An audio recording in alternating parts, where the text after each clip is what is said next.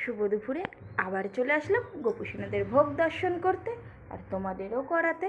তো চলো আগে ভোগটা দর্শন করে নিই।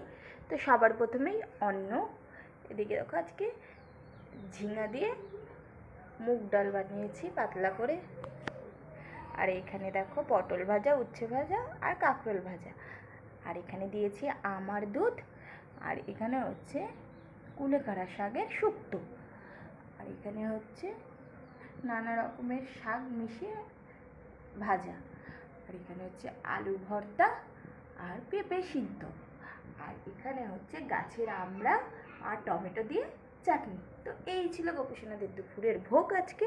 গোপুসোনাদের প্রসাদ পাওয়া হয়ে গেছে, তো দর্শন করে নাও।